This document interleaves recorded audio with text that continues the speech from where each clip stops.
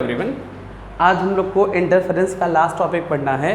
ठीक है, Michelson interferometer ना। अच्छा, माइकलसन इंटरफेरोमीटर देखिए क्या है। ठीक है, एक डिवाइस है। सारी चीज़ें आप लोग को इसका एक्सपेरिमेंट भी कर सकते हैं हम लोग। ठीक, सारी चीज़ें एक टेबल पे मिलेंगी। माइकलसन इंटरफेरोमीटर एक ऐसा डिवाइस है जिसको यूज़ करके हम इंटरफेरेंस पैटर्न परफॉर्म करेंगे, इंटरफेरेंस फ्रिंजेस बनाएंगे ना। अच्छा, it is an excellent device to form interference pattern by division of amplitude. यहाँ पे होगा एक सोर्स और एक ही सोर्स को, जैसे इस इंटरफेरोमीटर में क्या है, एक सोर्स लिया, उससे आने वाली लाइट है, उस लाइट को दो पार्ट में तोड़ दिया, फिर दोनों पार्ट को सुपर इम्पोज करा दिया और सुपर इम्पोज करा के हम इंटरफेरेंस पैटर्न करा लिए। ठीक, अच्छा, कभी भी इंटरफेरेंस कराते देखिए दो अलग सोर्स नहीं लेते। ठीक है, हमेशा एक ही सोर्स लेंगे, क्योंकि हम लोग शुरू से पढ़ते आए हैं कि दो अलग अलग सोर्सेज लेंगे तो उनका पाथ डिफरेंस क्या होगा, या दो अलग सोर्सेज का जो फेज होगा, ठीक है, वो कभी भी कांस्टेंट नहीं रहेगा, वो चेंज होगा। तो हमेशा कभी भी इंटरफेरेंस कराने के लिए यहाँ पे एक सोर्स लेते हैं, एक सोर्स से दो सोर्स प्रोड्यूस करते हैं। अब वो स्लिट को यूज़ करके करें, मिरर को करें, चाहे जैसे करें, फ्रेस्नेल बाइप्रिज्म से करें, चाहे जैसे भी कर लेना। तो यही काम माइकलसन ने किया अपने इंटरफेरोमीटर को यूज़ करके ना। देखिए क्या किया, इनके इंटरफेरोमीटर में क्या है। ठीक, एक हमारे पास लेंस है, ठीक है, ये हमारे पास सोर्स है, यहाँ पे P1 और P2 हमारे पास दो सेमी सिल्वर्ड मिरर है, बस इनमें सेमी सिल्वर तक सेमी पॉलिश्ड। ठीक, इसके सामने एक ये प्लेन मिरर रखा है M2, एक ये प्लेन मिरर रखा है M1, ये सेमी सिल्वर मिरर हैं। ठीक, और यहाँ पे एक रखा है टेलीस्कोप। ठीक है, इस पूरे एडजस्टमेंट को ही हम लोग क्या कर रहे हैं, माइकलसन इंटरफेरोमीटर। अच्छा, ठीक, फिर से बोल रहे हैं, ये सोर्स है, ये लेंस है, दो सेमी सिल्वर्ड मिरर हैं, ये प्लेन मिरर M1 है, ये M2 है, ये हमारा टेलीस्कोप है।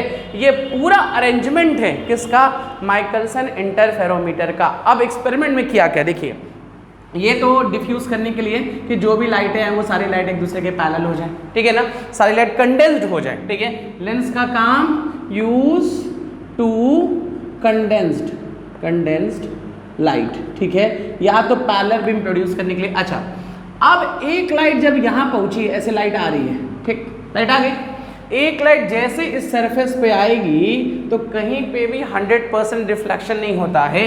एक पार्ट रिफ्लेक्ट हो गया, एक पार्ट ट्रांसमिट होके निकल गया। ठीक है, इस पॉइंट पे पहुंचा, एक पार्ट यहाँ से ऐसे रिफ्लेक्ट हो गया, ये 45 डिग्री पे ना, ये नॉर्मल है तो 90 पे निकलेगा ना। ठीक, हमेशा प्लेन मिरर पे 45 पे क्या, तो 45 पे निकलेगा, मतलब टोटल एंगल 90 होगा।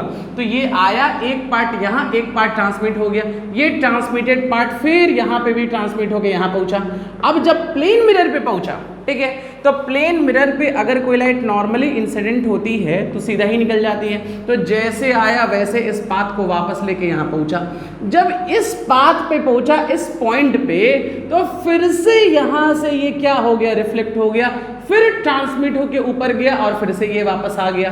तो इस पॉइंट पे कितनी रेज आ गई, दो रेज आ गई, और यही दोनों रे क्या करेंगी, सुपर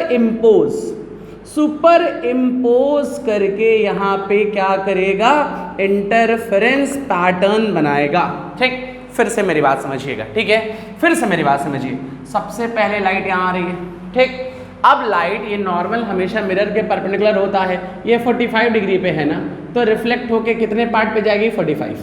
कुछ पार्ट रिफ्लेक्ट हो गया, कुछ पार्ट ट्रांसमिट हो गया। ठीक है, अब ट्रांसमिट होके जब इस मिरर से पहुंचा, ठीक है, तो जब यहाँ पे इस पॉइंट पे पहुंचा तो ये प्लेन मिरर के नॉर्मल इंसिडेंट हुआ ना, तो रिफ्लेक्ट हो गया। नॉर्मल अगर जाता है किसी प्लेन मिरर पे लाइट, जैसे जाता है वैसे ही वापस आता है, तो वापस आ गया, इसी पाथ को होते हुए इस पॉइंट पे पहुंचा, यहाँ पे फिर से रिफ्लेक्ट हुआ और फिर थोड़ा सा पार्ट ट्रांसमिट होकर यहाँ पहुंच गया। जब यहाँ पहुंचा तो यहाँ से भी लड़के वापस आएगा, फिर ये चीज यहाँ पहुंचा, तो कितनी लाइट रेज है, दो, और ये दोनों लाइट रेज सुपर इम्पोज करेंगी, इंटरफेरेंस पैटर्न बनाएंगी।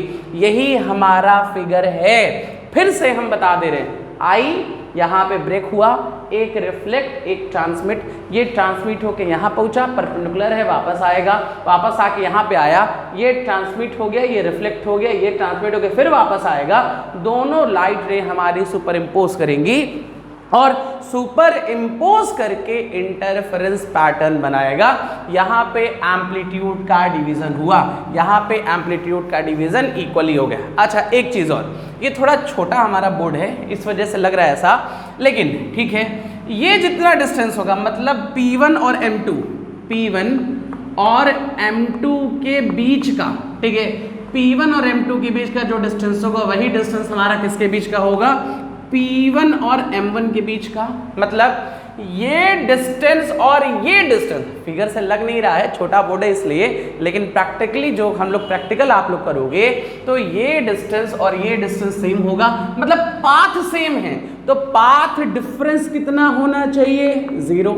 ठीक, यहाँ पे पाथ सेम है ना, तो पाथ डिफरेंस कितना होना चाहिए, 0। लेकिन एक्चुअली अच्छा एक चीज और, अगर पाथ डिफरेंस होगा ना तो वहां पे मैक्सिमा बनेगा, आप लोग जानते हो ये सारी चीजें। ठीक है, फिर से बोल रहे, ये डिस्टेंस और ये डिस्टेंस सेम होगा, ठीक, तो दोनों जो लाइट आ रही है सेम पाथ चलेगा। अगर पाथ का लेंथ सेम होगा तो पाथ डिफरेंस कितना होगा, 0। देखिए ये वाली लाइट भी ऐसे आके ऐसे गई इतना, ये भी ऐसे आके ऐसे गई इतना, दोनों डिस्टेंस सेम है तो पाथ डिफरेंस कितना, 0, तो मैक्सिमा।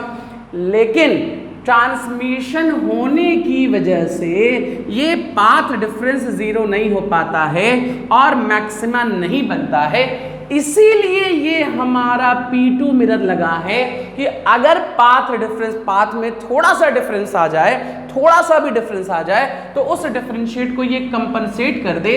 तो यही चीज है कि ये हमारा कंपनसेटिंग मिरर है। इस सेकंड मिरर का काम क्या है कि पाथ डिफरेंस को 0, पाथ डिफरेंस तो एक्चुअली 0 होगा, लेकिन हो सकता है ट्रांसमिशन की वजह से डिफरेंस, कुछ माइन्यूट डिफरेंस आ जा रहा हो, तो उस पाथ डिफरेंस को कंपनसेट करने के लिए एक मिरर और लगाए हैं जिसको हम कह रहे हैं कंपनसेटिंग मिरर। ये मिरर बिल्कुल सेम है, रेप्लिका भी कहते हैं इसको ना, इस मिरर को इसका रेप्लिका भी कहते हैं ना। ठीक, तो इसका काम क्या है कि इन दोनों के पाथ डिफरेंस को 0 बनाना, बस नहीं। सबसे पहले सेटअप लेंगे, सारी चीज आप लोग के पास, 2 मिरर 45 पे ऐसे रखा होगा, सामने टेलीस्कोप होगा, आपसे सोर्स आ रही होगी, ठीक है, उसको एडजस्ट करेंगे, यहाँ पे इंटरफेरेंस सारी चीजें होंगी। ठीक, तो इसका काम है पाथ डिफरेंस को 0 बनाना, पाथ डिफरेंस को मेंटेन करना। तो जो सेकंड वाला सेमी सिल्वर्ड मिरर है वो रेप्लिका है, ठीक है, कंपनसेटिंग मिरर है, जिससे पाथ डिफरेंस हमारा क्या हो जाए, 0 हो जाए। ठीक है, अब मेरी बात समझिएगा, फिर और समझिए।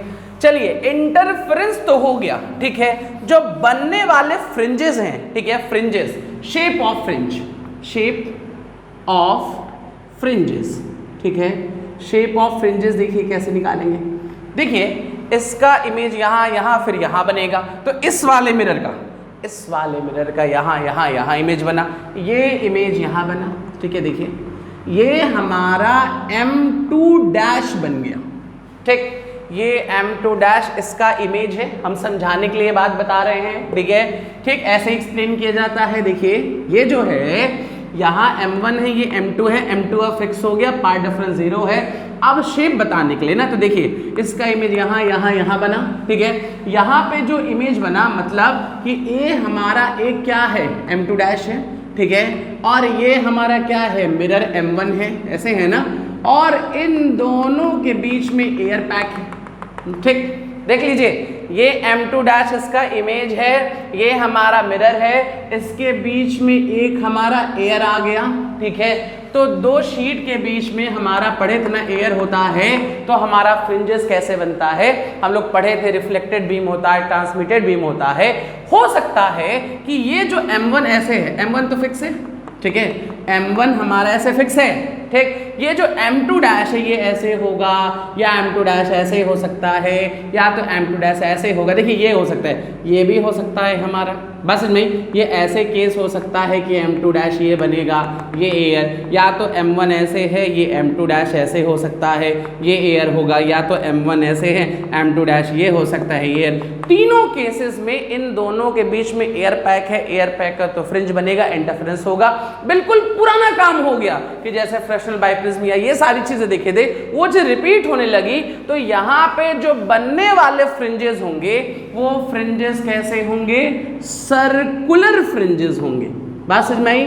जो भी बनने वाले फ्रिंजेस हैं वो हमारे कैसे फ्रिंजेस होंगे? सर्कुलर फ्रिंजेस होंगे। फिर से बोल रहे हैं, ये इसका इमेज यहाँ बना, ठीक, तो ये M1 है, ये M2 है, इन दोनों के बीच में एयर पैक हो गया, ठीक है। तो वही पुराना केस हम लोग जो पढ़ चुके हैं वही यहाँ पे लगेगा, और बनने वाला जो फ्रिंज होगा वो हमारा फ्रिंज कैसा होगा? सर्कुलर फ्रिंज बनेगा।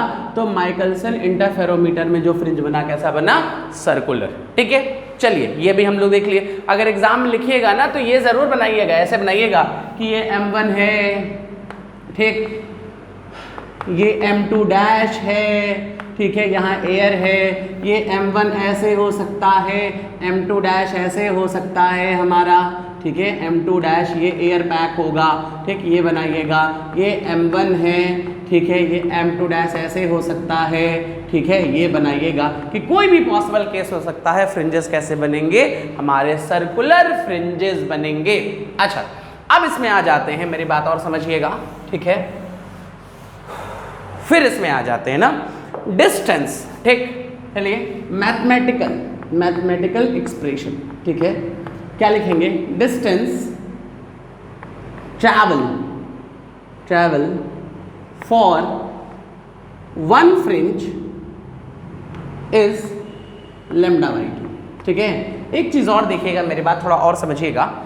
यहाँ पे ना ये जो लगा है इसके पोजीशन को हम शिफ्ट कर सकते हैं, तो फ्रिंजेस छोटे बड़े पास दूर कर सकते हैं। और जो भी यहाँ, ठीक है, स्क्रू लगा होता है, ठीक है, वहाँ पे जो हमारा लीस्ट काउंट होता है 10⁻⁻5 सेंटीमीटर का होगा, ठीक। जो लीस्ट काउंट होगा, जो भी यहाँ पे आप इंस्ट्रूमेंट उसमें लगा होता है डिस्टेंस मेजर करने के लिए, ठीक है, उसका जो लीस्ट काउंट होता है वो 10⁻⁻5 सेंटीमीटर का होगा। तो जो भी फ्रिंजेस बनेंगे सर्कुलर फ्रिंजेस आर डेंस्ड, ठीक है। डेंस्ड का मतलब बहुत क्लोज होगा ना, ऐसा नहीं है बड़ा बड़ा बन रहा है तुम खड़ा हो गए से देख ले, नहीं, पास बनेगा। इसलिए हम टेलीस्कोप से देखते हैं ना, ये बात जरूर याद रखिएगा। और इसमें जो भी हम वेरिएशन भी करेंगे ना, जो भी डिस्टेंस यहाँ चेंज करेंगे, ठीक, इसके बीच का डिस्टेंस अगर चेंज करेंगे हम लोग, तभी तो हमारा इंटरफेरेंस होगा कि ये चौड़ा ये बड़ा, तो फ्रिंज छोटा बड़ा ये सारे देखेंगे ना। तो यहाँ पे डिस्टेंस हम वैरी कराएंगे तो यहाँ पे फ्रिंज का विड्थ भी वैरी करेगा, लेकिन ये जो वेरिएशन सेंटीमीटर के ऑर्डर का होगा, तो सेंटीमीटर का ऑर्डर है तो इसी के अंदर बनना है फ्रिंजेस, ठीक है। तो बहुत छोटा होगा, डेंस होगा। अच्छा, मान लीजिए एक फ्रिंज का जो डिस्टेंस चला λ/2, क्योंकि हम लोग जानते हैं कि अगर मैक्सिमा का पार्ट डिफरेंस देखते हैं तो हम लोग क्या देखते हैं? m फिर दूसरे का m λ/2। अच्छा, मान लीजिए एक फ्रिंज के लिए λ/2, तो दो फ्रिंज के लिए 2 λ/2, यही ना। तो मान लीजिए ये d डिस्टेंस चला और d डिस्टेंस में m फ्रिंजेस बने, ठीक। क्या लिखेंगे? If mirror moves by distance d then m fringes are formed, ठीक है। d डिस्टेंस पे m फ्रिंजेस बने, ठीक है। तो d डिस्टेंस है और एक फ्रिंज में कितना? λ/2, दो फ्रिंज में 2 λ/2, तीन फ्रिंज में 3 λ/2, m फ्रिंजेस में m λ/2, यही होगा। देख लीजिए कि ये मिरर है, एक ये λ/2 अगर ये होगा, ये गैप λ/2 होगा तो एक फ्रिंज बनेगा, 2 λ/2 होगा तो 2 फ्रिंज बनेगा। वैसे m λ/2 है तो m फ्रिंजेस बने, और ये टोटल डिस्टेंस को हम सपोज के लिए कितना है? d है। तो यहां से लिख सकते हैं λ = 2d/m। और एक्सपेरिमेंट से करके जब हम स्क्रू घुमाएंगे तो ये मिरर कितना मूव कर रहा है ये हम मेजर कर सकते हैं, तो हमको d पता है। हम यहाँ से देख सकते हैं कि कौन सा फ्रिंज हमको दिख रहा है, तो हमको m पता है, तो लैम्डा भी हम कैलकुलेट कर लेते हैं। और इसी एक्सपेरिमेंट से सोडियम लैम्प, ठीक है, जो लैब में यूज करते हैं ना, सोडियम लैम्प का, ठीक है, सोडियम लाइट का वेवलेंथ निकाला गया। तो 2 लाइट है, उसमें 2 आता है, ठीक है, 5890 एंगस्ट्रॉम, दूसरा 5896 एंगस्ट्रॉम, ठीक है। अगर सोडियम, इसी एक्सपेरिमेंट को यूज करके सोडियम लैम्प का अगर वेवलेंथ निकाला गया तो उसमें 2 वेवलेंथ मिले, एक 5890 एंगस्ट्रॉम मिला, एक हमारा क्या मिला? 5896 एंगस्ट्रॉम। तो सोडियम लैम्प का एवरेज ले लिया गया तो क्या मिला? 5896 एंगस्ट्रॉम हमको ये वेवलेंथ मिला। याद रखिएगा, इस फॉर्मूले को यूज करके हम वेवलेंथ निकाले हैं, ठीक है। जहां पे d क्या है? Distance move by the mirror, ठीक है, यहां लिख दे रहे हैं हम, ठीक। कहाँ लिखें हाँ यहाँ लिखे तो हैं, if mirror move distance d then m fringes form. तो हमको d पता है, m पता है, तो लैम्डा निकाल लिए। इसी एक्सपेरिमेंट को यूज़ करके सोडियम लैम्प का वेवलेंथ निकाले, उसमें 2 वेवलेंथ मिला, 5890 एंगस्ट्रॉम, 5896 एंगस्ट्रॉम। तो हमारा एवरेज वेवलेंथ आ गया 5896 एंगस्ट्रॉम ना।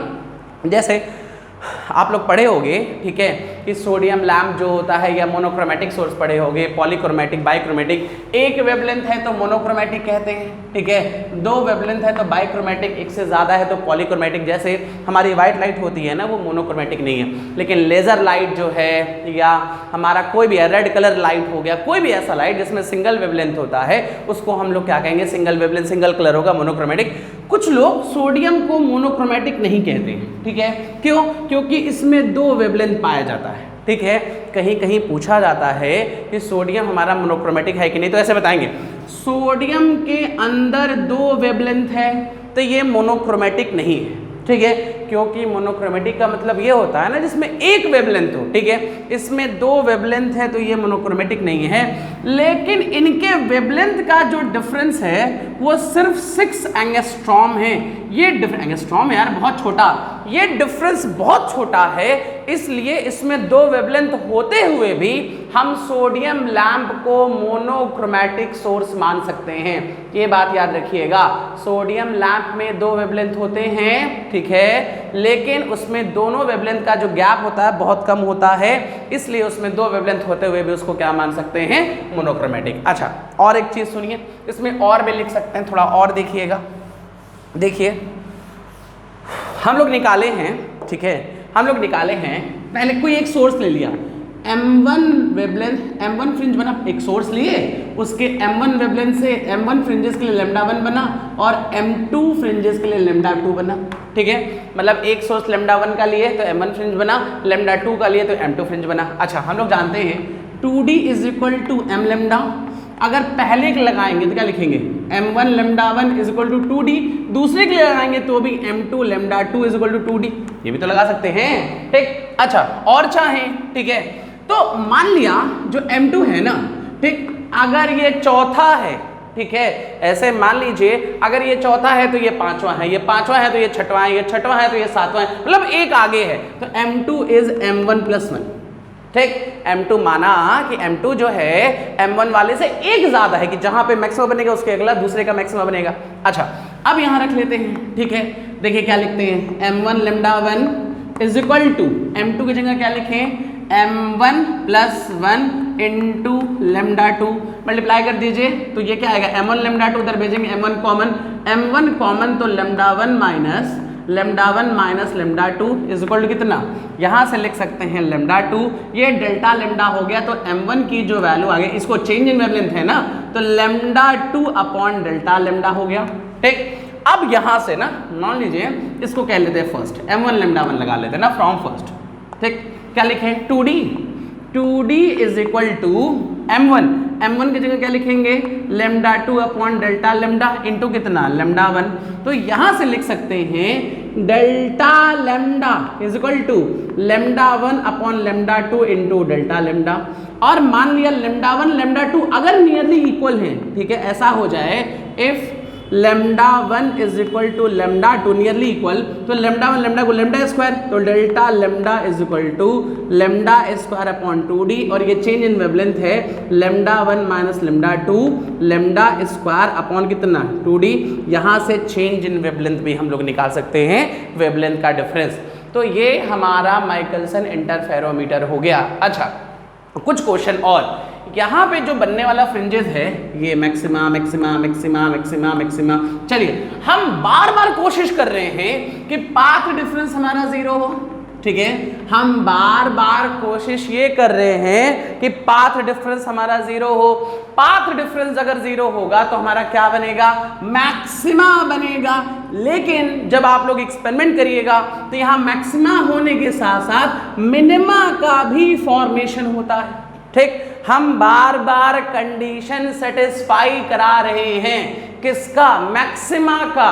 तो मैक्सिमा बनना चाहिए तो ठीक है, लेकिन मिनिमा क्यों बन रहा है, क्योंकि इसमें से आने वाली कुछ लाइट ऐसे होती है, कुछ ऐसे ट्रांसमिटेड और रिफ्लेक्टेड बीम होती हैं जिनका पाथ डिफरेंस हमारा 0 नहीं होता है और वो सुपर इम्पोज करके क्या बनाएगा, मिनिमा।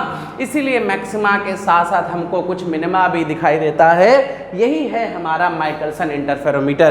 तो माइकलसन फेरोमीटर एक ऐसा डिवाइस है जिसको यूज करके हम लोग इंटरफेरेंस पैटर्न फॉर्म करेंगे और इसमें हम लोग जो इंटरफेरेंस पैटर्न फॉर्म करेंगे वो डिवीजन ऑफ एम्पलीट्यूड से, एक वेव ट्रांसमिट एक वेव रिफ्लेक्ट, नॉर्मल गया वापस आया, सुपर इम्पोज कर दिया, ठीक है। इससे हमारा इंटरफेरेंस बन गया।